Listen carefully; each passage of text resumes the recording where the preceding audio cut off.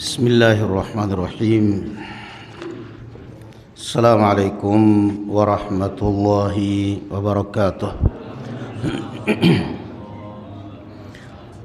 Innal hamdalillah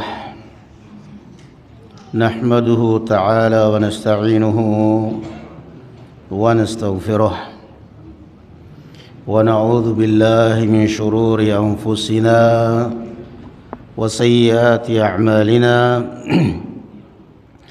من يهده الله فلا مضل له ومن يضلل فلا هادي له. أشهد أن لا إله إلا الله وحده لا شريك له وأشهد أن محمدا عبده ورسوله لا نبي بعده. يا أيها الذين آمنوا اتقوا الله حق تقاته ولا تموتن إلا وأنتم مسلمون.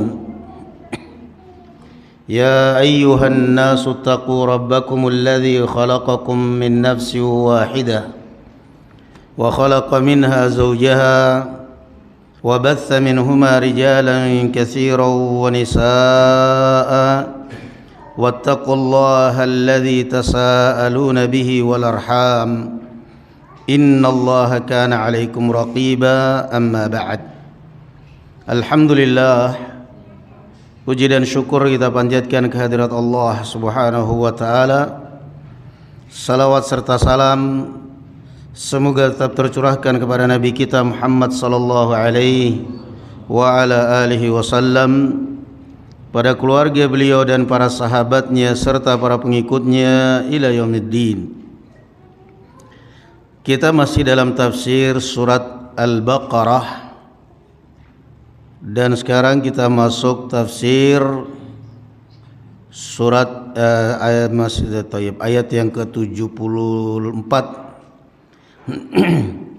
yaitu qaulillahi ta'ala thumma qasat qulubukum min ba'di dhalik fahiya kal hijarati aw ashaddu qaswah.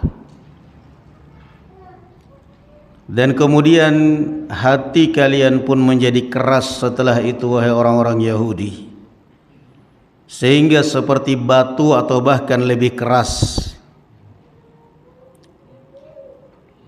Wa inna minal hijarati lama yatafajjaru minhul anhar. Sebagian bebatuan ada yang terpecah dan mengalir sungai darinya.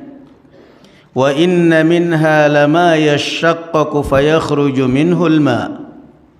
Dan di antara bebatuan ada yang terpecah, terpancar darinya air. Wa inna minha lama yahbitu min khasyatillah. Dan di antara bebatuan ada pula yang runtuh, yang jatuh, yang pecah karena takutnya dia kepada Allah.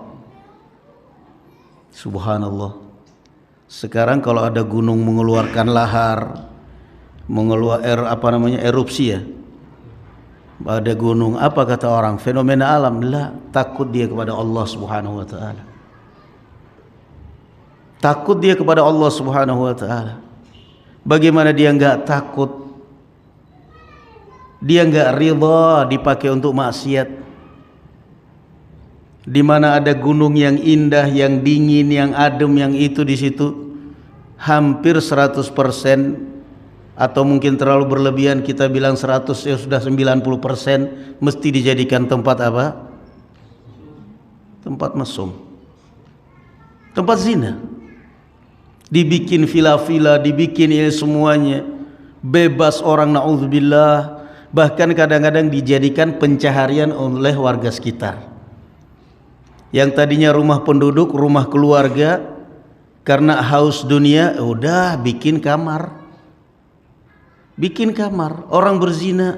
Di situ ada istrinya, ada suaminya, ada anak-anaknya menyaksikan, naudzubillah. Kemudian ketika gunung mengeluarkan lahar, ketika gunung erupsi, fenomena alam, kurang ini, kurang itu, baca ayat ini. Wa inna minha lama yahbitu min khasyatillah. Dan di antara sebagian batu ada yang meletus, ada yang jatuh, ada yang erupsi karena takutnya dia kepada Allah Subhanahu wa taala. Bukan fenomena alam ketika laut meluap, tsunami dan lain sebagainya, bukan fenomena alam. Takut dia kepada Allah Subhanahu wa taala. Dia enggak ridha dijadikan tempat naudzubillah, tempat maksiat. Allah Subhanahu wa taala masih merahmati manusia. Tiap hari meminta izin kepada Allah untuk meluapkan airnya kepada manusia yang bermaksiat, tapi Allah menahan. Dia enggak ridha. Kenapa dia enggak ridha ya ikhwan? Gunung, laut, batu enggak ridha. Kenapa? Dia bertasbih kepada Allah Subhanahu wa taala. Sabbaha lillahi ma fis samawati wa ma fil ard. Allah Subhanahu wa taala bertasbih, bertasbih kepada Allah semua apa yang ada di langit dan di bumi. Wa in min syai'in illa yusabbihu bihamdih walakin la tafqahuna tasbihahum. Tidak ada satupun di muka bumi maupun di langit kecuali bertasbih kepada Allah, hanya saja kalian tidak faham bagaimana cara mereka bertasbih. Rasulullah sallallahu alaihi wasallam mengatakan, inni la asma'u tasbihat ta'ami wa huwa yu'kal. Saya mendengarkan makanan bertasbih saat dia dimakan. Enggak ridha dia. Wa inna minha lama yahbitu min khasyatillah wa mallahu bighafilin amma ta'malun. Dan ketahuilah bahwa sungguhnya Allah tidak akan pernah lalai dari apa yang kalian perbuat. Di ayat yang lain, surat Ibrahim, Allah Azza wa Jalla katakan, wala yahsabannallaha ghafilan amma ya'malu adh-dhalimun innama yuakhiruhum liyawmin tashkhasu fihi al-absar muhti'in mukni'i ru'usihim la yartaddu ilaihim tarfuhum wa af'idatuhum hawa. Kata Allah Azza wa Jalla, dan jangan pernah kalian menyangka dan mengira bahwa Allah lalai dari apa yang diperbuat oleh orang-orang yang zalim. Jangan pernah kalian mengira bahwa orang itu dengan hartanya dia berbuat zalim, dia diberi harta oleh Allah, dia berbuat zalim tetap diberi harta, dia berbuat zalim dinaikkan jabatannya, dia berbuat maksiat dosa kafir tapi dia malah dilapangkan rezekinya, diberi kesehatan, dilancarkan keluarganya. Wala sabannallaha ghafilan. Jangan salah, bahwa jangan pernah mengira bahwa Allah sedang lalai, enggak. Allah sedang mengulur. Innama yuakhiruhum. Kalau ada orang kafir, orang ahli maksiat, orang zalim, orang pendosa tapi diulur waktunya oleh Allah, diberi kesehatan, dinaikkan jabatannya, dinaikkan gajinya, ditambah rezekinya, itu bukan berarti Allah lalai. Allah sedang mengulur. Innama yuakhiruhum. Allah mengulur sampai nanti kelak pada hari taskhasu fihil absar, sampai pada suatu hari kiamat terbelalak matanya dia. Perasaan saya dulu di dunia kekasih Tuhan, buktinya saya dikasih terus sama Tuhan. Na'udzubillah. Di dalam tafsir Jalalain dikatakan, thumma qasat qulubukum ayyuhal yahud salubat an qabulil haqq. Kemudian setelah itu keras dan kaku hati kalian wahai orang-orang Yahudi. Al-Imam Ibn Al-Qayyim Al-Jauziyah rahimahullah ta'ala membagi hati menjadi 3 bagian. Qalbun salim, dan ini yang dikatakan oleh Allah Azza wa Jalla dalam Al-Quran, yauma la yanfa'u malun wala banun illa man atallaha biqalbin salim. Hati yang sehat, yang dikatakan oleh Allah, pada hari tidak akan bermanfaat harta maupun anak-anak keturunan kita, anak-anak tidak bakal bisa membela kita kecuali kalau orang yang datang bertemu Allah dengan membawa hati yang sehat. Sehat dari maksiat, sehat dari bid'ah, sehat dari hasad, sehat dari dengki. Biarkan orang hasad pada kamu, kamu gak usah hasad pada orang. Biarkan orang menggunjingkan Anda, jangan pernah Anda menggunjingkan orang, santai mawon. Kul mutu bi ghaidzikum. Biarkan orang mencibir Anda, Anda jangan pernah mencibir orang. Sehat, hatimu akan sehat. Kalau hatimu sehat, anggota badanmu juga akan sehat. Gak bolak-balik masuk rumah sakit.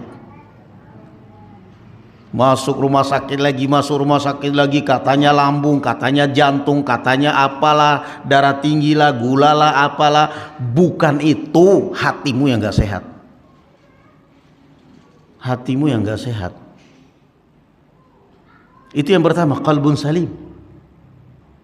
Hati yang sehat, yang selamat, yang lembut, gampang tersentuh dengan Al-Quran, gampang tersentuh dengan nasihat, jauh dari dosa dan maksiat. Yang kedua apa? Qalbun, apa ya ikhwan? Saya yakin antum kan udah pernah dengar ini mesti. Yang kedua qalbun apa? Hati yang apa? Qalbun mayyit, hati yang mati. Ini summa qasat qulubukum min ba'di dzalik. Hati yang mati. Enggak ada sama sekali keinginan dan tidak ada sentuhan sama sekali untuk mendengarkan kebenaran. Enggak ada sama sekali. Ini namanya qalbun mayyit. Summa qasat qulubukum min ba'di dzalik. Allah Azza wa Jalla katakan dalam Al-Quranul Karim, summun bukmun umyun fahum la yarji'un. Summun, tuli, umyun, buta, bukmun, bisu, la yarji'un. Sama sekali tidak bisa tembus hidayah kepada orang seperti ini. Hatinya mati. Enggak ada pengaruh mau melihat keindahan Islam, mau mendengarkan keindahan bacaan Al-Quran, mau diberi peringatan apa, enggak ada sama sekali. Thumma qasat qulubuhum. Al-qalbul mayyit. Hati yang mati. Enggak ada getaran iman sama sekali. Yang ada pokoknya dunia maksiat, pokoknya yang dikejar hatiku adalah rajaku. Ku tahu yang ku mau. Itu yang dikejar. Qalbun mayyit, qalbun qasi, sama sekali. Tuli telinganya dari Al-Quran, tuli telinganya dari kebenaran, buta matanya dari kebenaran. Makanya Allah Azza wa Jalla katakan dalam Al-Quran, wa man a'rada an dzikri fa inna lahu ma'isyatan dhanka wa nahsyuruhu yaumal qiyamati a'ma. Kata Allah Azza wa Jalla, dan siapa yang berpaling dari peringatan, yang berpaling dari agama, wa man a'rada an dzikri fa inna lahu ma'isyatan dhanka, maka dia akan hidup dalam kesusahan dan kepayahan. Tapi buktinya orang-orang kafir kelihatan bahagia, kelihatannya, tapi kenyataannya sumpak suntuk. Punya rumah mewah, bolak-balik tidur di pinggir sungai sana, di tempat wisata sana. Padahal kita begitu ngelihat rumah dia, ya Allah, kalau aku punya rumah segini mungkin gak kemana-mana ini. Dia punya rumah mewah, apartemen, tidur di bawah pohon, di Gucci, kalau nggak di Gucci di mana itulah, di Pekalongan pinggir sungai sana kan. Bosan. Dia tidur di sana bukan bawa istrinya, bawa perempuan lain, mungut di jalan. Auzubillah. Fa inna lahum ma'isyatan dhanka. Di dunia sebelum di akhirat sudah susah. Kelihatan aja itu tampil bagus. Kenapa? Kelihatan bersih wajah karena kosmetik. Wa nahsyuruhu yaumal qiyamati a'ma. Dan kami akan bangkitkan kelak di hari kiamat dalam keadaan buta matanya, bukan buta hati, buta matanya. Makanya dia protes kepada Allah. Qala rabbi lima hasyartani a'ma.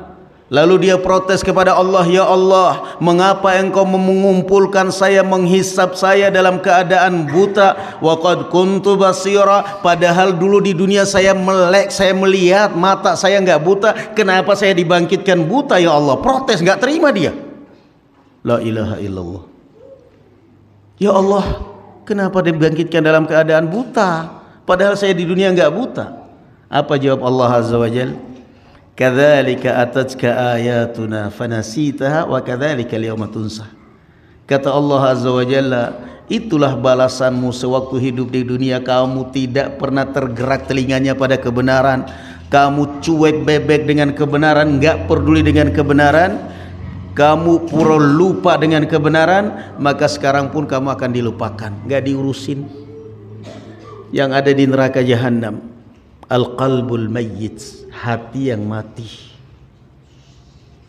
Kalau hati kita sudah mati, dosa itu enggak terasa. Dosa itu enggak terasa. Bahkan dosa terasa nikmat. Dosa terasa nikmat. Itu kalau hati sudah mati. Berzina bukan lagi dirasakan dosa, tapi suatu nikmat. Minum khamr bukan lagi dosa, tapi nikmat. Kenapa? Hatinya sudah mati. Yang ketiga apa kata Imam Ibnul Qayyim? Qalbun marid, hati yang berpenyakit. Hati yang berpenyakit ini, barakallahu fikum ya ikhwan. Kalau tadi kan qalbun salim, hati yang sehat yang pertama ya. Ini hati yang bersih, jernih, Masya Allah.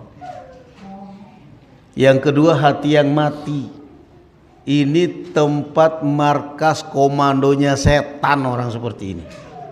Hatinya udah mati masalahnya. Nah, Ibnu Abbas kan pernah ditanya, kenapa sih kita ini kalau sholat itu kok rasanya godaan setan berat sekali? Padahal kalau kita lihat orang-orang Yahudi kok kayak nggak digoda, biasa aja. Orang kafir kok kayak nggak digoda setan, sementara kita kalau sholat kayak tiap hari godaan setan itu berat sekali. Apa jawab Ibnu Abbas? Inna asyaitan la yukharribul kharib. Setan nggak bakal merusak barang yang sudah rusak. Yang dirusak setan itu yang bagus. Untuk apa setan mempengaruhi orang kafir? Dia setan kok. Sesama setan dilarang saling mendahului. Orang yang baik itulah yang digoda oleh syaitan. Yang ketiga apa tadi? Qalbun marid, hati yang berpenyakit.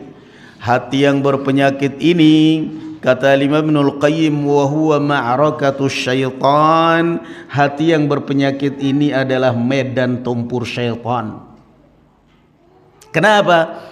Kalau hati yang selamat, yang sehat, itu kan gak ridho dia. Ketika ada maksiat aja terasa sekali, astagfirullah, terasa dia. Hati yang mati, ketika ada dosa menikmati, nggak merasa sama sekali. Ada kebenaran, nggak ada, cahaya sedikit pun nggak ada. Tapi kalau hati yang marid ini, yang berpenyakit ini medan tempurnya syaitan ini, tarik-tarikan, menang-menangan ini.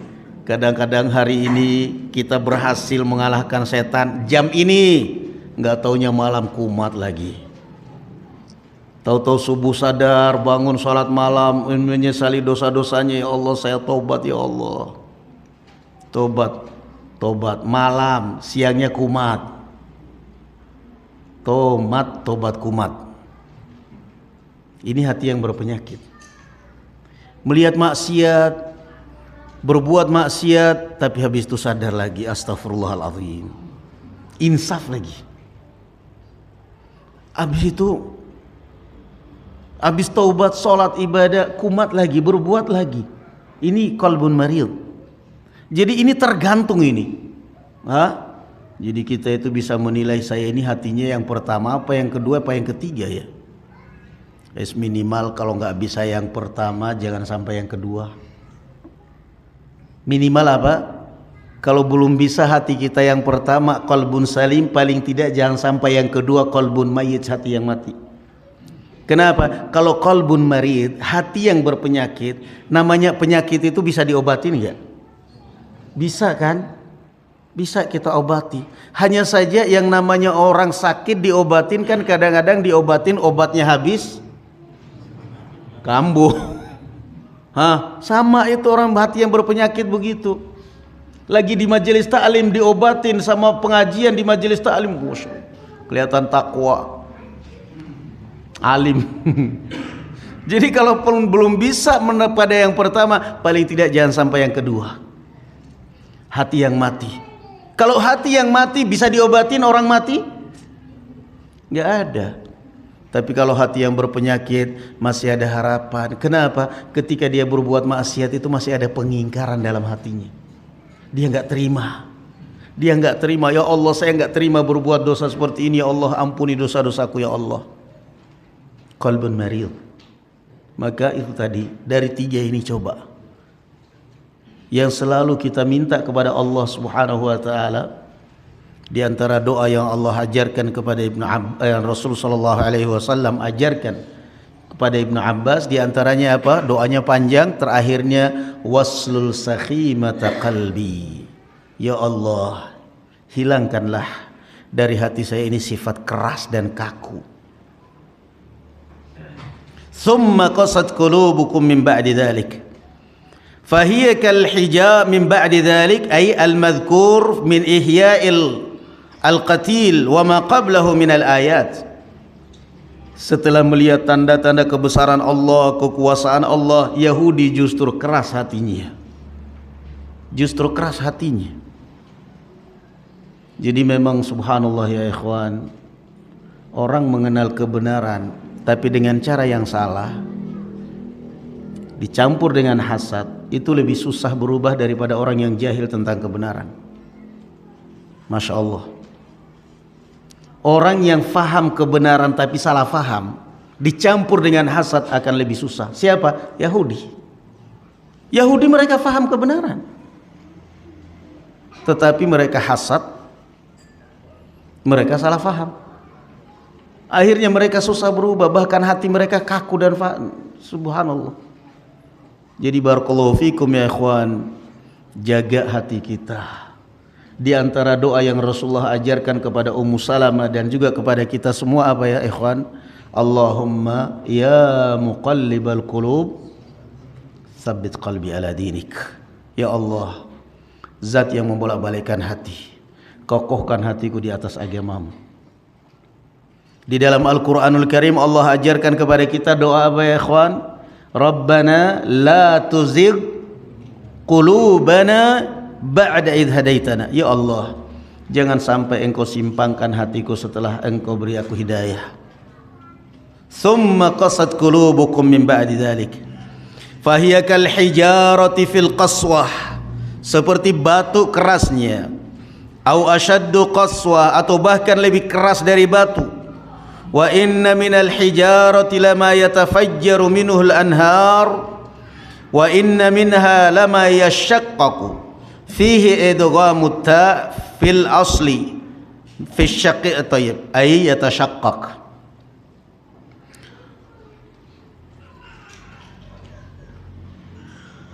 Fayakhruju minhul ma wa inna minha lama yahbit yanzilu min uluwin ila asfal.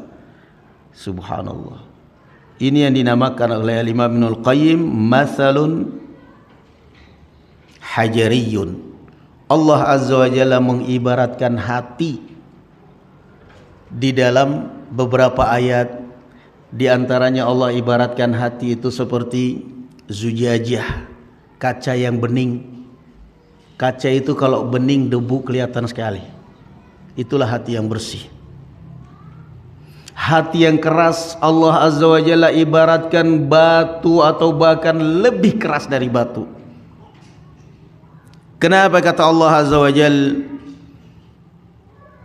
Karena ada sebagian batu itu yang terpecah, mengalir sungai di tengah-tengahnya. Bebatuan keras jadas mengalir sungai. Ada bebatuan yang pecah sehingga keluar air, terpancar air.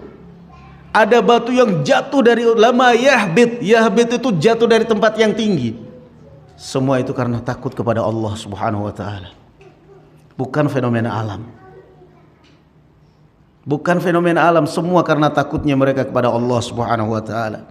Lama yahbitu min khasyatillah wa qulubukum la tata'atsaru wa la talinu wa la takhsha. Wa ma Allahu bighafilin amma ta'malun wa innama yuakhirukum liwaktikum. Allah Subhanahu wa taala ya ikhwan, kalau ada tempat-tempat maksiat Allah biarkan tidak diazab, itu bukan berarti Allah lalai. Allah sedang mengulur mereka. Jadi subhanallah, apa yang kita saksikan itu bukan fenomena alam seperti yang tadi kita singgung di awal. Gempa bumi, longsor, lahar, erupsi, bukan fenomena alam. Lihat ayat ini, lama yahbitu min khasyatillah. Di antara sebagian bebatuan ada yang terpecah, ada yang jatuh karena takutnya dia kepada Allah Subhanahu wa taala. Makanya Allah katakan hati manusia ini kalau sudah keras lebih keras dari batu. Lebih keras dari batu. Karena apa? Batu yang segitu kerasnya aja bisa ditembus, bisa keluar air. Sementara hati manusia la ilaha illallah kalau sudah keras ya ikhwan, mau diberi peringatan, mau dinasehati, ya coba lihat kalau orang hatinya sudah keras, sudah kaku ya ikhwan, mau dijauhi orang, mau dinasehati, mau diperingatkan, mau diapa saja nggak ada. Yang ada ditahlilin baru diam kalau udah mati. Masya Allah, ini penyakit hati ya ikhwan, barakallahu fikum. Jangan merasa bahwa kita ini kalau sudah ngaji itu berarti berhasil melawan setan. Enggak. Setan itu ada bidangnya masing-masing. Setan itu ada triknya masing-masing. Ya. Setan itu punya tim dia. Ada setan orang yang ahli maksiat, digoda dengan maksiat gampang, itu mah biarin aja. Ada setannya orang yang berilmu, orang yang taklim, orang yang agamis. Ini orang Masya Allah ya, kalau diajak kepada perbuatan maksiat, khamr, judi, zina, haram, kencang ini orang manhajnya. Bid'ah haram, kullu bid'atin dalalah. Apa anda kira setan menyerah? Enggak. Ada trik setan yang kedua kata Imam Ibnul Qayyim, apa? Al-ghurur. Ditanamkan kepada dia sifat ghurur sehingga merasa kalau orang enggak seperti dia salah kabeh, calon-calon penghuni neraka. Itu ghurur. Itu triknya syaitan. Ketika orang dipengaruhi untuk sholat tetap sholat, taklim tetap taklim, buka hijab tetap bercadar, wah kencanglah pokoknya. Penampilan sunnah ini semua kencang. Ini orang kuat ini agamanya ini. Digoda bid'ah, kullu bid'atin dalalah, saya enggak masuk neraka. Apa setan menyerah? Enggak. Ada trik setan masuk berikutnya. Apa? Al-ghurur. Dibisik, ditiupkan di telinganya bahwa kamu itu paling benar. Orang sebelum seperti kamu belum benar orang. Makanya akhirnya kadang-kadang ini orang Masya Allah sudah ta'lim, Masya Allah udah kenal sunnah, sayangnya belum dapat hidayah. Kenal sunnah belum dapat hidayah, maksudnya belum ngaji sama dia. Aneh. Enggak begitu cara menilai orang. Jadi sudah ada. Makanya Imam Ahmad bin Hanbal rahimahullah sebutkan dalam biografi beliau, ketika di akhir hayat beliau ditalkin oleh ayahnya, oleh anaknya Abdullah, ya abati, wahai ayahku, qul la ilaha illallah, ucapkan la ilaha illallah. Ini Abdullah bin Imam Ahmad, di dalam bahasa Arab kalimat yang paling sopan. Kalau anak memanggil orang tua yang paling santun dan paling sopan dalam bahasa Arab itu adalah ya abati, wahai ayahku. Makanya di dalam Al-Quran juga Nabi Ibrahim manggilnya apa? Ya abati. Itu paling santun dalam bahasa Arab. Kalau dalam bahasa kita kromo ya, paling kromo itu. Sudah. Yang paling kasar apa? Abah, itu kasar dalam bahasa Arab. Nah itu yang kita pakai. Ya kan? Naam. Kata Abdullah ibn ya abati qul la ilaha illallah. Ditalkin oleh anaknya. wahai ayahku, ucapkan la ilaha illallah. Apa jawab Imam Ahmad? La, tidak. Kaget anaknya. Seorang sekelas Imam Ahmad bin Hanbal ditalkin dengan kalimat la ilaha illallah menjelang ajalnya, dia mengatakan la, tidak. Sampai anaknya kaget. Maka setelah sadar sedikit Imam Ahmad, kemudian dia tanya oleh anaknya Abdullah, ya abati, wahai ayahku, tadi saya suruh anda mengucapkan kalimat la ilaha illallah, tapi anda mengatakan tidak. Kenapa anda begitu? Kata Imam Ahmad, lastu aksud, bukan engkau yang saya maksud. Saya tadi mengucapkan la itu bukan saya sedang menjawab kamu wahai anakku. Bukan saya sedang menjawab tuntunan kamu nuntun saya dengan kalimat la ilallah, enggak. Tadi pada saat kamu mengatakan kepada saya kalimat kul la ilaha illallah, setan membisikkan di telinga saya, fuktani ya Ahmad, wahai Ahmad, engkau telah berhasil mengalahkan saya. Kata Imam Ahmad, la. Kata Imam Ahmad, belum berhasil. Padahal ini sudah mau meninggal. Sampai kapan orang berhasil mengalahkan syaitan? Kalau dia meninggal dalam keadaan husnul khatimah. Nah, itu contoh sederhana.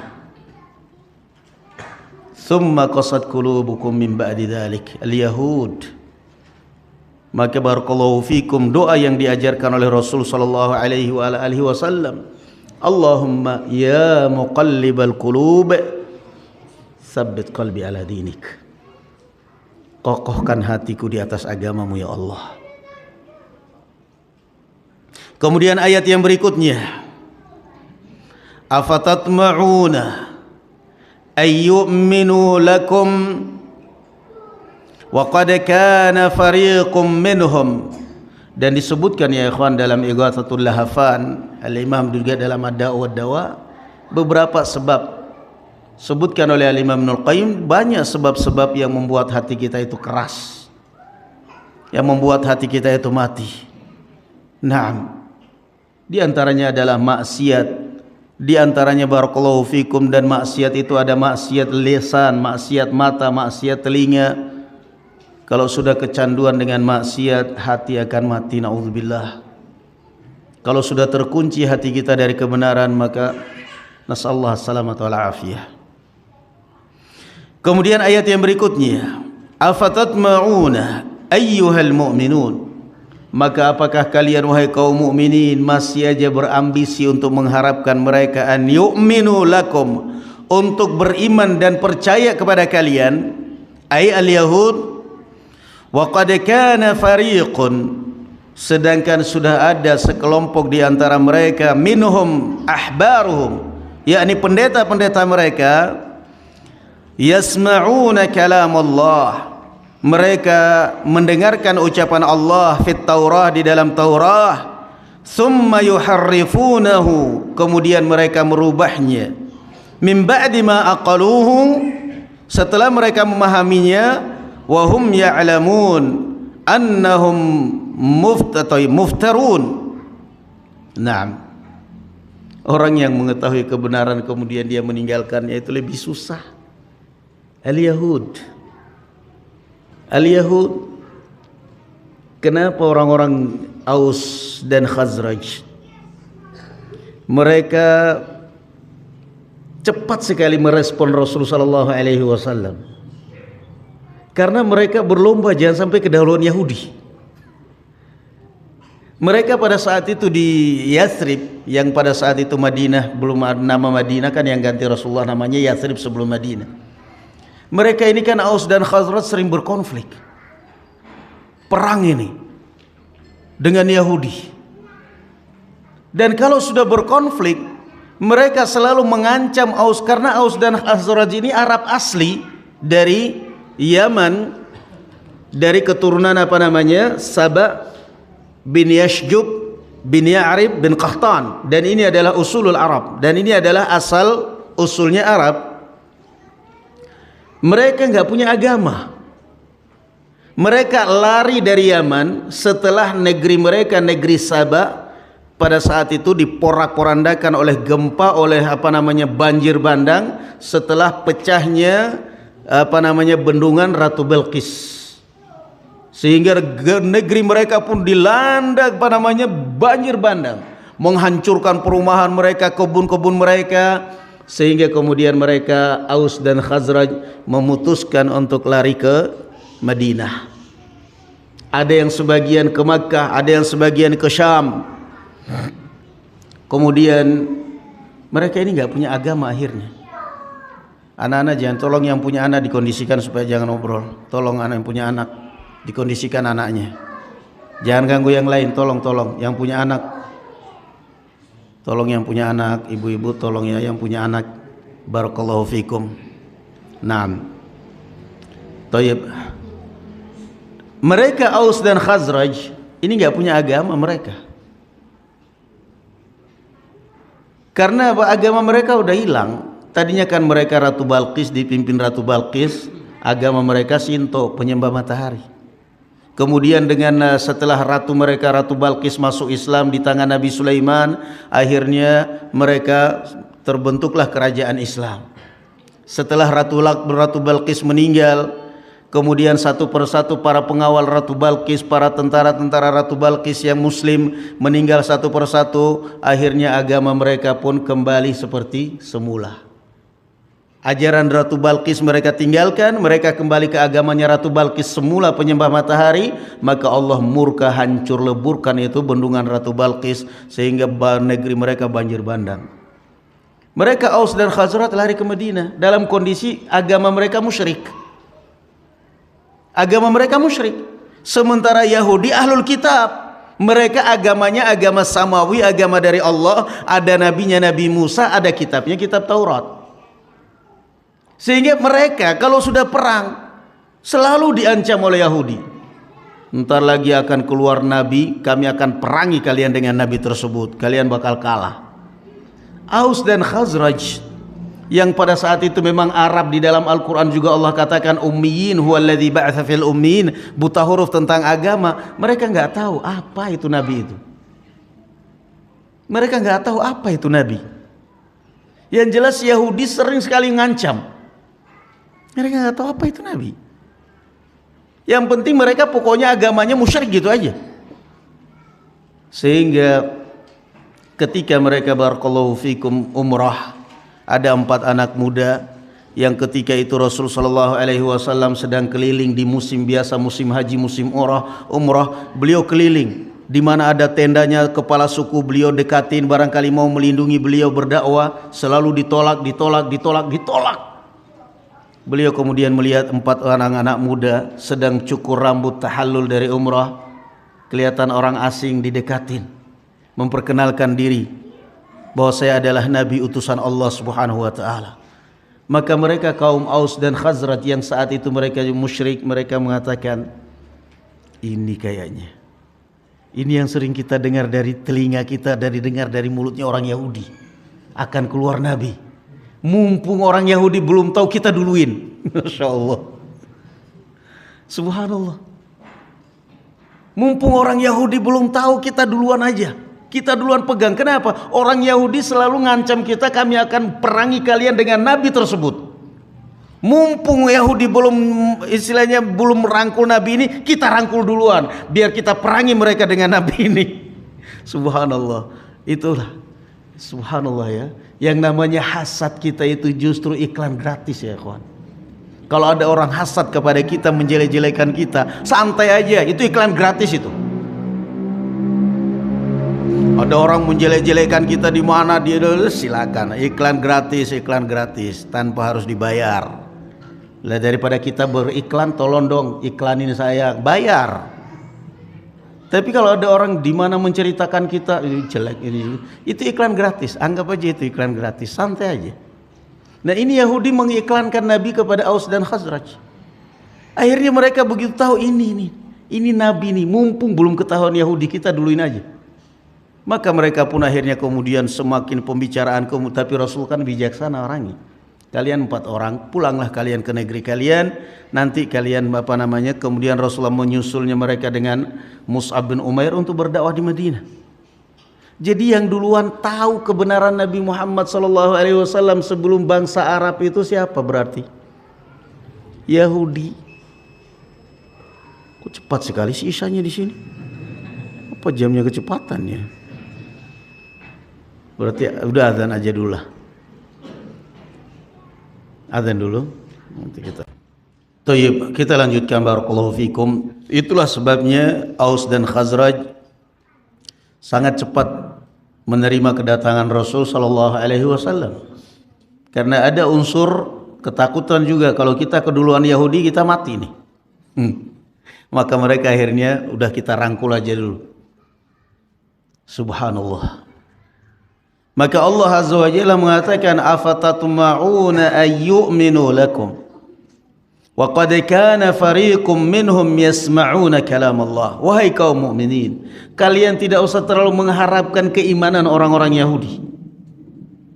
Kalian gak usah terlalu mengharapkan mereka beriman. Kenapa? Mereka masalahnya sudah tahu kitab. Mereka sudah punya kitab sebelum kitab kalian ada. Mereka sudah menerima kitab sebelum kitab kalian ada. Dan mereka sudah tahu Nabi ini sebelum kalian tahu. Itu kata Allah. Wa qad kana fariqum minhum yasma'una kalam Allah. Mereka sudah mendengarkan kalamullah, yakni di dalam Taurat. Tahu kebenaran Nabi sebelum kalian tahu. Tahu asal muasalnya Nabi sebelum kalian tahu. Lalu kalian mau mengharapkan mereka beriman? Enggak bakal. Enggak bakal. Yang masuk Islam dari kalangan orang-orang Yahudi itu hanya bisa dihitung dengan jari. Yang masuk Islam kebanyakan adalah dari bangsa Arab, karena mereka adalah musyrik, tidak ada sangkut paut, mereka enggak punya ilmu, mereka jahil, ummi, buta huruf, sehingga masuk ke agama dengan gampang. Yang kedua, yang gampang diarahkan juga adalah Nasara. Wala tajidanna ashaddan nasi adawatan lilladzina amanu al-yahuda walladzina asyraku wala tajidanna aqrabahum mawaddatan lilladzina amanu alladzina qalu inna nasara. Masih lebih banyak Nasara yang masuk Islam daripada Yahudi. Makanya kata Imam Ibnu Mubarak, idza fasada min ulama'ina fa fihi syabahun bil yahud. Kalau ada ulama-ulama Islam rusak, maka itu orang berarti mirip dengan Yahudi. Ulama Islam tapi bayaran, berfatwa sesuai bayaran. Wa idza fasada min ubbadina fa fihi syabahun bin nasara. Namun kalau ada ahli ibadah yang muslim rusak, pokoknya yang penting ibadah, mau bid'ah mau apa terjang, maka itu lebih mirip kepada apa? Nasara. Sedangkan Allah Azza wa Jalla mengingatkan kita, ghairil maghdubi alaihim waladdallin. Jauhkan kami ya Allah dari jalannya orang-orang yang engkau murkai dan orang-orang yang tersesat. Afatatma'una ayyu'minu lakum wa qad kana fariqum minhum yasma'una kalam Allah thumma yuharrifunahu min ba'di ma aqaluhu wa hum ya'lamun. Mendakwai orang yang belum tahu, mendakwai orang yang belum faham manhaj salaf itu lebih gampang daripada orang yang sudah tahu manhaj salaf tapi dengan salah faham, karena dia merasa paling tahu. Makanya ya ikhwan barakallahu fikum, kita kalau di dalam beragama enggak usah selalu sibuk dengan urusan orang. Afatatma'una ayyu'minu lakum. Wahai orang-orang beriman, apalagi kalian masih mau mengharapkan mereka orang Yahudi beriman, padahal mereka sudah lebih tahu duluan daripada kalian. Apa yang mau kalian harapkan? Mereka merasa bahwa kamu itu orang yang kemarin, anak kemarin, sosok mau guruin saya. Makanya antum saya nasihatkan, antum ta'lim, udah belajar. Dapat ilmu sedikit, amalkan. Malam bangun sholat malam. Waktu sholat duha. Baca Quran, baca Quran. Zikir pagi, zikir sore. Ada orang yang menceritakan, orang lain menceritakan, tutup telingamu. Dah, saya nggak mau dengar. Saya ngaji untuk beramal, bukan untuk menggibai orang, bukan untuk membenci orang. Saya ngaji, saya kenal manhaj salaf untuk mencintai orang. Naam. Rasul sallallahu alaihi wasallam awal datang di Madinah menyatukan, bukan memecah belah. Antum ngaji barakallahu fikum, amalkan apa yang antum dengar dari ustadz, yang baik diamalkan. Tapi kalau orang sudah menggibai orang, menceritakan ini, tutup telinga, udah enggak usah. Di antara sifat mukmin yang benar apa ya, ikhwan?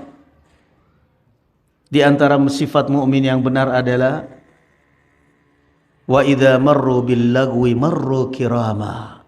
Pada saat mereka mendengarkan ucapan-ucapan yang sia-sia, apalagi ghibah yang tidak bermanfaat, mereka lewati dengan harga, dengan diri yang mulia. Jangan pernah telinga kita pakai untuk mendengarkan untuk keburukan orang, jangan. Jaga telinga kita. Ya, kalau kita menjaga mata kita dari pandangan-pandangan yang haram, maka jaga pula telinga kita dari mendengarkan yang haram. Rasul sallallahu alaihi wasallam kan merintahkan kita begitu, bahkan dalam Al-Qur'an. Dan jaga pula mulut kita dari ucapan-ucapan yang haram. Kemudian ayat yang berikutnya, wa idza laqul ladzina amanu qalu amanna. Wa idza laqu ay munafiqul yahud. Dan jika mereka munafik Yahudi bertemu dengan orang-orang yang beriman. Jadi kalau berbicara munafik itu jangan hanya orang Islam yang diserang. Orang kafir banyak munafik.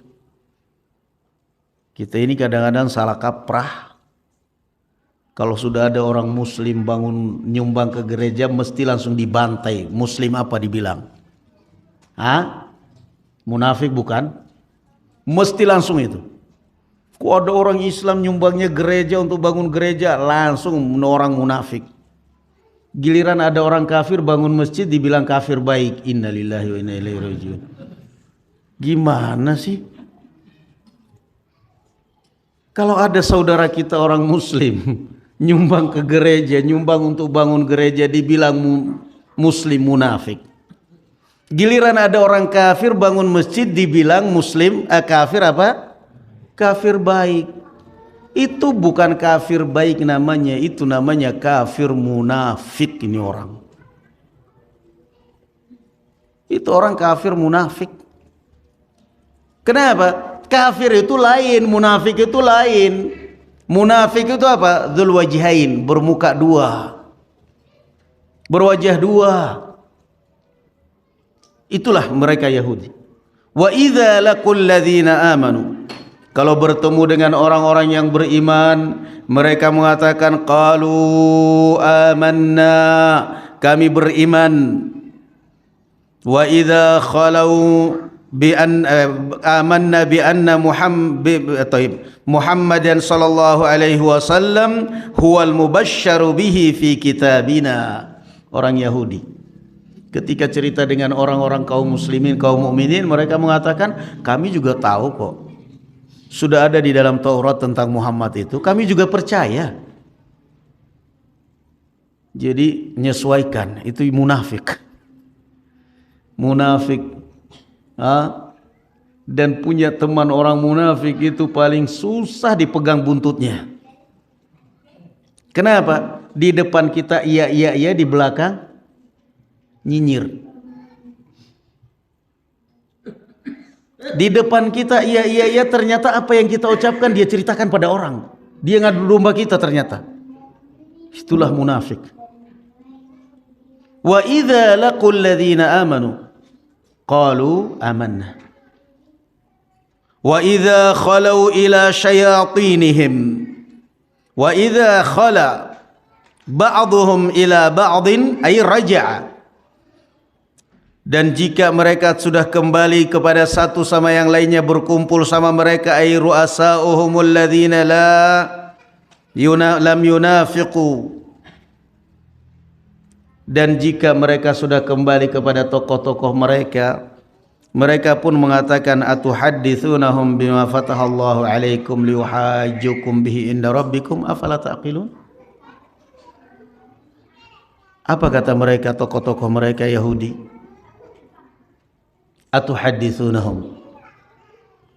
Kenapa kamu ceritakan kepada orang-orang yang mukmin dengan apa yang ada di dalam Taurat? Nanti akhirnya mereka menghujat kita di hadapan Allah Subhanahu wa taala. La haula wala quwata illa billah. Faham maksudnya ayat ini? Jadi ini munafik Yahudi. Namanya setiap umat itu ada munafiknya. Yang namanya setiap umat itu ada munafiknya. Dan Rasulullah SAW mengatakan apa? Syarrun nasi dzul wajhain. Seburuk-buruknya manusia adalah orang yang bermuka dua. Orang yang bermuka dua. Itu muka dua. Bagaimana kalau mukanya sesuai partai? Kalau mukanya sesuai calon presiden 3 ya berarti 3 muka. Didatangin calon ini, yang penting ngasih amplop, saya doakan Pak. Jangan khawatir. Besok datang calon lain, jangan khawatir Pak, saya milih Bapak, saya sama Bapak. Datang lagi calon yang ketiga, jangan khawatir Pak, saya milih Bapak. Jadi pilih semua. Ini namanya muka amplop. Tergantung calon. Berapa calon presiden ya udah 3 muka. 4 muka ya 4 calon ya 4 muka. Makanya hidup punya prinsip itu berat. Hidup punya prinsip ya ikhwan barakallahu fikum, itu akan banyak dimusuhi orang, dibenci orang. Tapi kalau kamu tetap berjalan di atas kebenaran dan tetap dekat dengan Allah, yakinlah Anda akan mulia. Anda akan mulia. Kenapa? Rasul SAW mengatakan wa anna izzatahu fi istighna'ihi 'anil nas. Kamu akan hidup mulia kalau kamu tidak gampang terpengaruh dengan orang. Tidak gampang terbawa dengan orang. Jadi ini munafik. Yahudi sendiri ketika itu di Madinah Rasul SAW ada Yahudi munafik. Sebagaimana ada juga Muslim yang munafik. Siapa dia? Tokohnya siapa pencetus kemunafikan dalam Islam? Abdullah bin Ubay bin Salul. Tapi subhanallah yang namanya hidayah mahal ya ikhwan. Anaknya masuk Islam. Abdullah bin Ubay bin Salul. Makanya Rasulullah ketika Abdullah bin Ubay bin Salul datang menyolati jenazahnya, bahkan dikeluarkan dari kuburan, dipakaikan jubahnya, itu karena permintaan anaknya. Rasulullah SAW nggak tega. Anaknya sahabat yang taat. Abdullah bin Ubay bin Salul, nama anak dengan nama ayah sama tetapi beda jalur. Beda jalur. Nah, Yahudi juga ada sebagian Yahudi juga munafik. Kalau sudah kumpul dengan kaum mukminin pura-pura beriman. Cerita dengan kaum mukminin nyambung. Cerita dengan kaum mukminin nyambung. Jadi kalau ada orang entah itu dia komedian atau apa, orang kafir, orang non muslim, cerita faham tentang Islam begini-begini, jangan bilang ini kafir baik ya. Gak ada, ini kafir munafik ini orang. Gak ada kafir baik seperti itu kafir munafik. Udah tahu kebenaran kenapa kamu gak ikuti? Yahudi ada yang pura-pura kayak beriman, tapi nanti begitu kembali ke komunitasnya Yahudi, apa kata tokoh-tokoh Yahudi? Dimarahin ini munafik Yahudi ini. Kata mereka apa? Atuhadditsunahum bima fatahallahu alaikum liyuhajjukum bihi inda rabbikum. Kata tokoh-tokoh mereka yang fanatik dengan Yahudi ini, wahai Yahudi munafik. Ini dinasehatin lagi ini.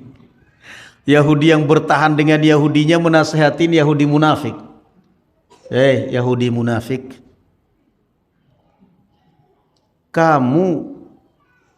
kenapa kamu ceritakan kepada orang kaum mukminin bahwa nama Nabi Muhammad itu di dalam Taurat sudah ada? Jangan dong. Lebih baik mereka jangan sampai tahu kalau bahwasanya Muhammad itu sudah ada dalam Taurat. Kalian ini orang bodoh. Ini kata tokoh-tokoh Yahudinya memaki Yahudi siapa? Yahudi munafik. Atuhadditsunahum, Kalian wahai Yahudi munafik, kenapa kalian ceritakan kepada kaum mukminin bahwa nama Nabi Muhammad itu dalam Taurat sudah ada? Nanti akhirnya apa? Liuhajjukum bihi inda rabbikum afala taqilun. Nanti akhirnya mereka akan menghujat kalian dengan kitab kalian sendiri, bagaimana? Afala taqilun. Kemana akalmu wahai Yahudi munafik? Ini Yahudi yang istiqomah dengan Yahudi ceritanya menurut mereka. Yahudi yang istiqomah dengan Yahudinya cerita menurut mereka istiqomah dalam konsep mereka menasehati Yahudi munafik. Kamu itu istiqomah di atas Yahudi. Kamu kok berpura-pura sampai kamu ceritakan kepada kaum mukminin bahwa Muhammad itu sudah dalam Taurat. Nanti kalian kalau dihujat dengan kitab kalian sendiri bagaimana coba? Liuhajjukum bihi inda rabbikum. Nanti kalian akhirnya akan dihujat di hadapan Allah dengan kitab kalian sendiri, bagaimana? Afala ta'qilun. Kemana akal kalian? Masya Allah. Itu Yahudi. Makanya barakallahu fikum, susah Yahudi karena beriman itu susah. Ada satu Yahudi, Abdullah bin Salam, pendetanya, tokohnya Yahudi di Madinah pada saat itu, tokoh agama, pendeta, alimnya mereka, orang tuanya pun pendetanya mereka. Ketika Rasul sallallahu alaihi wasallam datang di Madinah, kaum muslimin tumpah ruah mereka menjemput kedatangan Nabi, dia pun ikut tapi dari kejauhan karena dia Yahudi. Tapi dia tahu inilah Nabi yang ditunggu, yang diberitakan. Jujur ini. Kata dia, tanpa mikir panjang dia masuk Islam. Abdullah bin Salam. Ini Yahudi yang pertama kali masuk Islam. Kemudian setelah itu beliau berkata kepada Rasulullah, "Ya Rasulullah, innal yahuda qaumun buht." Wahai Rasulullah, Yahudi itu pengkhianat. Kamu ingin tahu, coba. Mau ingin testernya? Coba kumpulkan beberapa Yahudi, panggil orang-orang Yahudi dan saya ngumpet di balik tirai ini. Tanyakan mereka tentang saya. Panggillah. Abdullah bin Salam ngumpet di balik tirai. Kemudian Rasulullah memanggil beberapa orang Yahudi di Madinah, ditanya, siapa Abdullah bin Salam di kalangan kalian? Dia adalah orang huwa khairuna wa ibnu khairina. Dia adalah orang yang paling baik, keturunan orang yang paling baik. Dipuji habis-habisan. Ara'aitum in aslam? Kata Rasulullah, kira-kira kalau dia masuk Islam kalian percaya enggak? Kata Yahudi, a'adzahullahu min dzalik. Semoga Allah menjauhkan, melindungi dia dari Islam. Keluar kemudian Abdullah bin Salam dari balik tirai. Asyhadu an la ilaha illallah wa asyhadu anna Muhammadar Rasulullah. Apa kata Yahudi? Huwa syarruna wa ibnu syarrina. Dia orang paling jelek, anaknya orang paling jelek. Udah habis. Spontan berubah. La ilaha illallah. Apa kata Rasul sallallahu alaihi wasallam? Apa kata Abdullah bin Salam? Hadzal ladzi kuntu atakhawwafu. Ini yang saya khawatirkan. Itulah contoh pengkhianatan. Dalam seketika. Dalam seketika. Makanya jangan mau ikut-ikutan caranya orang Yahudi. Kadang-kadang ada orang ngaji seperti orang Yahudi. Padahal tadinya dia memuji-muji, menyanjung-nyanjung ustadz ini. Begitu ada sedikit salah, nggak pernah manggil ustadz lagi, panggil namanya aja, bahkan kadang-kadang dipelesetkan. Anda ini Yahudi apa Islam sih? Ustadzmu kalaupun salah paling nggak kan dia pernah punya jasa kepada kamu. Kalaupun kamu tahu dia adalah kesalahan, dia punya kesalahan. Kalaupun kamu udah nggak mau ngaji sama dia, jangan pernah menjelekkan. Kenapa barakallahu fikum? Jangan pernah menjelekkan. Bisa jadi suatu saat dia taubat, iya enggak? Bisa jadi suatu saat dia taubat. Kalaupun hati kamu sudah enggak sreg dengan dia, udah menyimpang, udah jauh dari kebenaran ini orang. Ini orang sudah makin jauh dari kebenaran, makin hari makin jauh dari kebenaran. Dia ustaz saya udah enggak sanggup, saya enggak mau belajar, udah jauhi. Tapi jangan pernah kemudian menjelekkan orang. Kata Rasul sallallahu alaihi wasallam, "Laisal mu'min bita'anin wala la'an wala al-fush wala al-badhi." Bukan akhlak seorang mukmin suka mencela, memaki, ngomong kotor, ngomong kasar, enggak. Nah, jangan. Kadang-kadang bahkan ulama, syekh ulama di Arab Saudi, di Yaman, begitu ngerti bahwa dia bermasalah, panggil ulama, panggil syekh aja enggak, langsung panggil namanya kadang. Itu kan naudzubillah. Padahal tadinya dia elu-elukan ustadz, ulama, syekh fulan. Begitu ada sedikit panggil, hilang itu nama syekh, hilang itu nama ustadz. Enggak ada lagi ustadznya. Bahkan ketika ngomong ustadz tertawa. Hah? Ustadz? Tertawa. Sambil ngenyek gitu. Apa kamu bilang ustadz? Dan itu adalah karakter budak. Enggak benar. Apa kamu bilang ustadz? Dan terus kamu ini siapa? Kamu nertawakan dia sebagai ustadz. Kamu siapa coba? Kamu tahu diri enggak? Kamu tahu diri dong. Rahimallahu abdan arafa qadra nafsi. Allah akan merahmati seorang ketika orang itu tahu dirinya siapa. Ketika orang tahu dirinya siapa. Makanya barakallahu fikum ya ikhwan, kita melihat sebagian orang luar biasa makin jauh, makin ta'lim justru makin jauh dari kebenaran. Kenapa? Lesannya hanya dipakai untuk menggibai orang itu kayak nggak dosa sama sekali. Siapa? Ulama. Kayak gitu. Siapa ustadz? La ilaha illallah. Emang kamu ini siapa? Dan kenapa mesti kerjanya menghina orang? Kenapa? Apa itu hikmahnya ta'lim? Apa itu ajaran salafus saleh? Apa itu ajaran Islam? Kan tidak. Ajaran Islam itu mengajarkan kepada kita waqulu qawlan sadida, jangan berucaplah yang baik. Allah Azza wa Jalla mengatakan apa? Ya ayyuhalladzina amanu la yaskhar qaumun min qaumin asa an yakunu khairan minhum. Wahai sekalian kaum mukminin, jangan pernah kamu merendahkan kaum yang lain karena bisa jadi yang kamu rendahkan lebih mulia daripada kamu yang merendahkan. Wala nisa'um min nisa'in asa an yakunna khairan minhunna, dan jangan pula kalian wahai kaum wanita merendahkan orang lain, wanita-wanita yang lain, karena bisa jadi yang kalian rendahkan lebih mulia daripada kamu yang merendahkan. Kenapa sih di sini dikhususkan wanita? Padahal sebelumnya sudah masuk dalam kaum mukminin. Kenapa ya ikhwan? Coba antum ikutin ayatnya ya. Ya ayyuhalladzina amanu, wahai orang-orang yang beriman. La yaskhar qaumun min qaumin. Jangan sampai kamu suka merendahkan orang.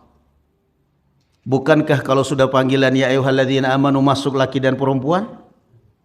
Masuk enggak laki dan perempuan? Hah? Masuk kan? Yang penting dia beriman kan? Laki dan perempuan masuk. Tapi kenapa kok diulangi lagi khusus kaum wanita? Wala nisa'um min nisa', dan kalian wahai kaum wanita-wanita yang mukminah, bukankah mereka sudah masuk di panggilan yang pertama? Jawabannya sudah masuk, tapi kenapa diulangi lagi khusus kaum wanita? Dan jangan pula hawa kalian wahai kaum wanita suka merendahkan wanita lain, karena bisa jadi yang kalian rendahkan lebih mulia daripada kalian. Kenapa kira-kira diulangi lagi? Hah? Kenapa kira-kira? Padahal wanita ini sudah masuk dalam panggilan orang beriman, tapi dikhususkan lagi. Kata para mufassirin, karena biasanya yang suka nyinyir orang, yang suka ngomel itu siapa? Perempuan. Maka kalau ada laki-laki di mana dia duduk menjelekkan orang, ngomongin orang, kata orang apa? Ini orang laki-laki mulutnya kayak perempuan. Iya enggak? Memang kayak gitu. Makanya diulangi lagi di sini. Bahwa orang yang suka seperti itu mencibir, merendahkan orang itu semuanya akhlaknya perempuan. Naam. Laki-laki, para suami, kalau sudah kumpul, yang diceritain apa? Hah? Pokoknya kalau nggak bisnis, ya biasalah perempuan bojo meneh. Laki-laki biasa kayak gitu, padahal cuma ngobrol doang. Makanya perempuan gak usah khawatir kalau suaminya begitu, mah cuma beraninya ngomong tok. nggak usah ditanggapin. Tapi kalau perempuan sudah kumpul yang diceritain siapa? Kalau nggak tetangga suaminya, kalau nggak suami anaknya. Mesti pertama kali. Kalau nggak anaknya pokoknya. Ya Allah, anaknya baik sekali bu, nggak kayak anak saya. Astagfirullahaladzim. Belum anaknya udah digibain. Ya, wah, pantaslah anaknya kamu mbak, masya Allah, karena suaminya, alhamdulillah kerjanya mapan gini-gini daripada suami saya. Ya Allah. Nah itulah memang. Mau apa lagi? Makanya Allah khususkan di situ. Wala nisa'um min nisa'in asa an yakunna khairan minhunna. Kalau ada laki-laki kalau sudah duduk di angkringan pesan tempe bondoan sampai nambah, kopi habis nambah, yang diobrolkan orang lain itu mulut laki-laki tapi mulut apa? Mulut perempuan. Malu enggak? Makanya Allah katakan la yaskhar qaumin, jangan pernah merendahkan orang. Jangan pernah menghina orang. Kita melihat orang yang bermaksiat, jangan pernah dipandang dengan pandangan penghinaan. Bisa jadi dia esok hari tobat. Luqmanul Hakim, dia bukan nabi. Dia bukan nabi. Tapi sampai diabadikan oleh Allah Azza wa Jalla wasiatnya kepada anaknya di dalam Al-Quran. Bahkan dijadikan satu surat khusus, surat Luqman. Bukan nabi dia. Padahal banyak nabi yang tidak dijadikan surat dalam Al-Quran. Masya Allah. Ali Imran, keluarga Imran. Maryam, bukan nabi.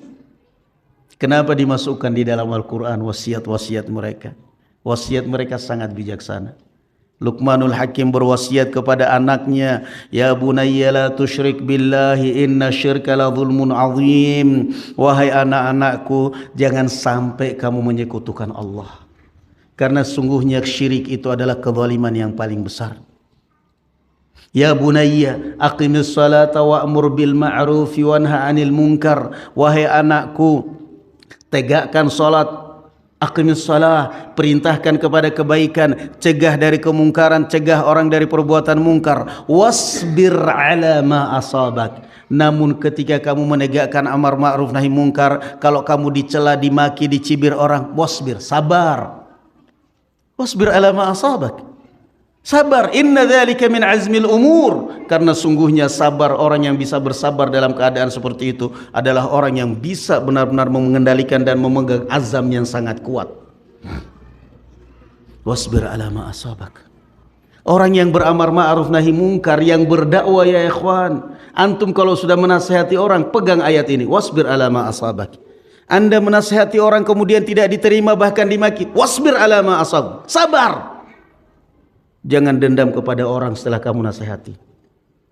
Kamu nasihatin kalau adikmu, saudara kamu, setelah dia tidak menerima, kamu cibir dia, kamu rendahkan dia, kamu dendam. Itu namanya salah. Anda berarti bukan menasihati mengharapkan kebaikan. Wasbir ala ma asabak. Sabar kalau ada sesuatu yang menimpa kamu. Kemudian apalagi wasiatnya Luqmanul Hakim? Wala tusa'ir khaddaka linnasi wala tamshi fil ardi maraha. Wahai anakku, jangan sekali-kali kamu kalau ketemu orang wajah melengos. Buang muka itu melengos ya bahasa kita ya. Bahasa melengos itu bahasa Jawa apa bahasa Indonesia sih? Bahasa Jawa ya? Kok jadi saya tahu ya padahal? Saya dengar dari mana? Melengos ya, buang muka. Hah? Jangan. Kamu benci nggak senang pada orang, tapi jangan sampai ketemu orang kamu buang muka. Gitu. Kenapa? Kamu kalau ketemu orang buang muka, orang akan menilai kamu dua. Ini orang pendendam. Oh, saya nggak dendam, minder. Kalau memang saya nggak minder, cuman saya benci kepada dia. Kalau kamu benci kepada dia, tatap mukanya. Itu kalau kamu berani. Tapi kalau kamu benci pada orang buang muka, itu namanya takut. Saya nggak takut, minder. Itu baru namanya berani tatap mukanya. Saya nggak senang dengan orang tatap mukanya. Gimana tuh? Tatap muka saya ini, itu baru namanya benar. Kadang-kadang nggak senang ketemu orang buang muka, melengos gitu. Apa maksudnya? Anu baca itu surat Luqman. Wala tusair khaddaka linnas. Dan jangan sekali-kali wahai anakku kamu ketemu orang buang muka. Siapa itu ya? Kayaknya ngajinya di sana itu. Ketemu di kondangan, ketemu di walimahan. Waduh, ini ngajinya sama Ustaz. Apa maksudnya seperti itu? Kamu berwibawa dengan seperti itu? Nggak ada wibawa sama sekali. Diketawain orang. Tatap mukanya orang. Ini orang nggak senang dengan saya. Saya tahu ini orang nggak senang dengan saya. Nah, begitu. Gertak dia. Pasang mukanya ini. Ngapain sih? Biarkan dia mati aja. Hah? Kalau antum ketemu orang-orang seperti itu udah ngerti nggak senang saya, jangan buang muka, tatap mukanya. Kalau perlu salam, assalamualaikum. Dia nggak mau jawab, dia buang muka, assalamualaikum, mukanya. Hadapin mukanya, assalamualaikum. Nah, ada ikhwan cerita begitu, disalami assalamualaikum. Wah, antum taklim di mana? Malah ditanya antum taklim di mana? Saya bilang besok-besok kalau antum dikiranya begitu tanya, antum Islam bukan kok disalami nggak jawab? Tanya kayak gitu. Wala tusair khaddaka linnas, nggak ada baiknya. Anda kalau ketemu orang buang muka, itu dua kemungkinan itu. Orang akan menilai kamu, oh ini orang minder, penakut. Yang kedua, oh ini orang sombong. Dan dua-duanya nggak ada baiknya. Dua-duanya nggak ada baiknya. Ketemu yang berbeda pengajian buang muka, giliran di Indomaret kasirnya senyum-senyum di sana. Ya, kadang-kadang lihat kelakuan, masya Allah. Kita sih bukan menghina, tapi boyo kita itu sadar diri gitu loh. Ya, kita bukan berarti anti kritik. Ketika ada ikhwan kita kadang-kadang mengkritik sebagian pondok-pondok pesantren ikhwan-ikhwan kita atau perguruan tinggi ikhwan kita, kadang-kadang karena keterbatasan pengajar, keterbatasan keuangan, sehingga akhirnya pengajaran kadang-kadang cuma pakai tirai tutup buka antara santriwati dengan santri, yang ngajar biar satu guru. Itu apa, itu sudah nggak benar itu, masa pengajian. Tapi dia sendiri tontonannya sinetron. Apa ada sinetron bercadar? Kalaupun seandainya sinetron bercadar, justru yang bercadar itu lebih fitnah daripada yang nggak cadaran. Kenapa? Yang nggak cadaran udah kelihatan nggak cantik, mau ngelihat. Yang cadaran kelihatan cantik. Jadi kadang-kadang mengkritik, tapi dia sendiri nggak sadar. Tontonanmu itu siapa? Entah itu laki-laki maupun perempuan, sadarlah, sadar. Mengkritik ikhwan, apa ini? Datang ke walimahan. Begitu sampai di walimahan, wah ada musiknya, langsung pulang. Ada ikhwan yang duduk manis di meja, difitnah. Ini orang masya Allah udah ngerti ada fitnah, ada musik tetap aja duduk. Habis itu apa? Boyongan pulang satu motor, seanaknya, seistrinya dibawa ke mall. Mallnya Muratal atau musik sana. Itu yang dinamakan gajah, semut di seberang sungai tampak. Gajah di pelupuk mata nggak tampak. Sampai di mall apa? Judi. Sampai di mall judi kok. Dia nggak sadar. Sampai di mall pertama kali yang diincar oleh anak-anaknya apa? Game. Sampai di sana beli apa namanya? Koin ya. Koin. Satu koin 2.500 atau 2.000 saya nggak tahu lah. Beli koin. Beli 20.000. Setelah itu kemudian mainan game. Kalau yang sudah lihai mainan game, bisa karcisnya dapat banyak sekali itu ditukar. Tapi kalau yang barusan dimasukin koin, begitu dimasukin harus 2 koin lagi dimasukin. Start, start pencet. Baru 1 detik game over. Masya Allah, 5.000 cuma setekanan doang. Apa kalau bukan judi? Kita nggak sadar kadang-kadang ngingkarin orang sendiri judi kok. Hati-hati loh, game itu ada yang judi. Anda ahli menang, dapat kuota. Kalah, kuotanya habis. Bahkan ada yang dapat hadiah. Kita nggak sadar. permainan, game. Nah, itulah yang kadang-kadang. Makanya dengarkan ini. Kalau kita mau mengkritik orang, kritiklah diri kita sendiri dulu. Kembalikanlah kepada diri kita sendiri dulu. Wasiatnya Luqmanul Hakim, wala tusair khaddaka linnas. Jangan pernah kamu kalau ketemu orang buang muka, jangan. Karena kalau kamu sudah buang muka, orang akan menilai kamu negatif. Orang akan menilai kamu sombong, orang menilai kamu minder, orang menilai kamu penakut. Wala tusair khaddaka linnas. Maka termasuk adab di dalam adab Islamiyah, kalau berbicara dengan orang, tatap mukanya orang itu. Jangan berbicara dengan orangnya di depan tapi matanya di handphone. Ya gimana Pak? Ya saya ya alhamdulillah gitu. Jangan. Itu kan namanya gak menghargai orang. Wala tusair khaddaka linnas. Kemudian wasiat Luqmanul Hakim pada anaknya apa lagi? Wala tamshi fil ardi maraha. Dan jangan pernah kamu berjalan di muka bumi dengan lagak sombong dan angkuh. Apa lanjutan ayatnya ya ikhwan? Ada yang hafal ayatnya itu? Setelah ayat itu apa? Wala tamshi fil ardi maraha. Innallaha la yuhibbu kulla mukhtalin fakhur. Allah tidak mencintai orang yang sombong dan suka bangga diri. Terus lanjutin ayatnya. Larangan sombong, kata Allah, innaka lan takhriqal arda wa lan tablughal jibala tula. Terus lanjutan ayatnya. Kata Allah Azza wa Jalla, sesombong apapun kamu gak bakal bisa nyundul bumi, bakal bisa nyundul gunung. Tetap aja kena kerikil sakit. Gak bakal kamu bisa melunakkan bumi. Jadi subhanallah, wasiat-wasiat seperti ini ya ikhwan, perhatikan. Wasiat Luqmanul Hakim begitu indah di dalam Al-Quran, sehingga Allah Azza wa Jalla abadikan di dalam Al-Quranul Karim. Allah Azza wa Jalla jadikan bahkan satu surat khusus yang kita baca, surat Luqman. Kenapa seberapa indahnya sini? Coba lihat itu wasiat-wasiatnya Luqman. Maka itu pula wasiat kita kepada anak-anak kita ya ikhwan, barakallahu fikum. 3 ayat yang kita baca dalam pertemuan ini tentang beberapa atau tentang sifat-sifat al-Yahud yang dijelaskan dalam Al-Quran, bahwa di antara Yahudi juga ada yang munafik. Mudah-mudahan Allah Subhanahu wa taala menghindarkan kita dan keluarga kita dari sifat-sifat nifaq, dari hati yang keras yang berpenyakit, dan mudah-mudahan Allah Azza wa Jalla melindungi kita dari berbagai macam musibah dan bala. Ada pertanyaan ya ikhwan? Kadang ada pertanyaan juga dari Ummahat, silahkan barangkali.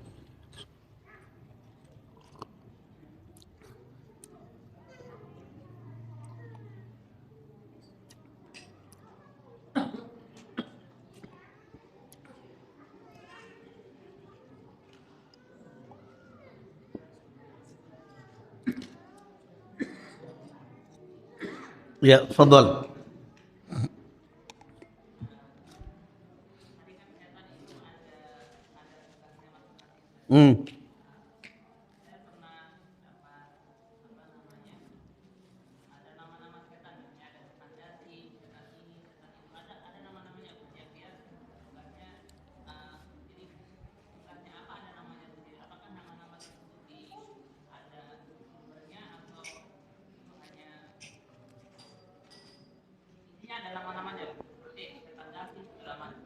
Setan apa? Setan dasi. Sebenarnya barakallahu fikum ya ikhwan, setan itu bukan nama, sifat kerjaan dia. Jadi kerjaan dia ada ketika memang ada seperti ada setan yang dikatakan ghaulah. Ghaulah itu setan yang kerjanya nyesatin orang di jalan, ganggu orang di jalan. Makanya kadang-kadang ditiru sama anak-anak muda, apa namanya, anak gaul. Gaul itu dalam bahasa Arab itu, dalam bahasa hadis itu setan yang ganggu orang di jalan. Jadi ada memang yang sebenarnya itu bukan nama tapi kerjaan mereka. Kerjaan mereka. Nah, jadi apa namanya, kalau kita di Indonesia ini ya ada banyak nama-nama setan juga. Kerjaan mereka apa? Kuntilanak. Itu kan nama dari setan. Orang kalau lihat kuntilanak, ada nama pocong, orang bilang apa? Setan. Memang itu setan. Jadi sebenarnya barakallahu fikum, ada memang sebagian, ada juga setan yang tugasnya, kerjaannya niup dubur pada saat sholat, sehingga terasa ketika orang sholat seakan-akan keluar angin. Akhirnya muncullah was-was, batal nggak ya, batal nggak ya. Jadi memang pada asalnya kalau sebagian penamaan ada ya, riwayatnya sahih nama-nama, tapi sebenarnya itu adalah tugas-tugas mereka. Nah, yang kedua, bahwa yang namanya setan itu kan ada dua. Setan itu dari jenis manusia dan dari jenis jin. Minal jinnati wan nas. Dari jenis setan manusia dan setan jin. Nah, cara menghadapi dua setan ini pun kata Imam Ibnu Katsir rahimahullah taala berbeda. Cara menghadapi setan manusia, kata Allah azza wa jalla, idfa' billati hiya ahsan. Menghadapi setan manusia dengan cara yang ramah, yang bijak, yang baik. Menghadapi setan dari bangsa apa tadi? Manusia. Menghadapi suami atau istri yang sedang kesetanan, hadapi dengan ramah, dengan baik, biar setannya hilang. Menghadapi tetangga yang sedang kesetanan, hadapi dengan baik, supaya bisa hilang itu setannya. Tapi kenapa ya ikhwan? Karena kalau setan dari bangsa manusia itu bisa dilunakkan, bisa dijinakkan. Tapi kalau setan dari bangsa jin, nggak ada. Nggak ada istilah harus lemah lembut, harus bijak, nggak ada. Yang ada di dalam Al-Quran, fa imma yanzaghannaka syaitanu nazghun fasta'idz billah. Dan jika engkau diganggu oleh syaitan, syaitan jin, maka ucapkan a'udzubillahi minasyaitonirrajim. Tapi kalau manusia yang sedang kesetanan, kita bilang a'udzubillahi minasyaitonirrajim, tambah kesetanan.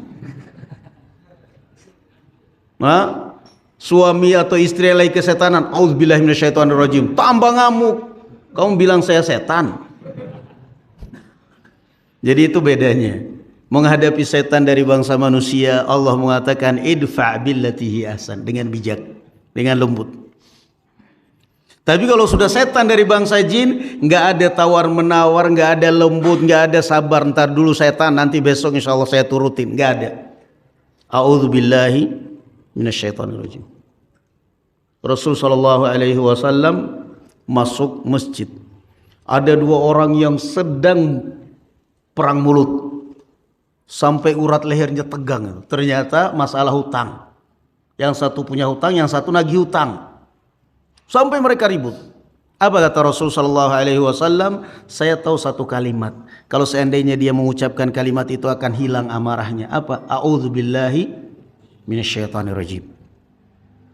A'udzubillahi minasyaitonirrajim. Karena marah itu dari syaitan. Naam. Ini barakallahu, cukup ya? Nggak ada lagi kan? Alhamdulillah, insyaallah sudah, setan udah hilang insyaallah. Barakallahu fikum. Nasallallahu salamata wal afiyah. Subhanakallahumma bihamdik, asyhadu an la ilaha illa anta astaghfiruka wa atubu ilaik. Assalamualaikum warahmatullahi wabarakatuh.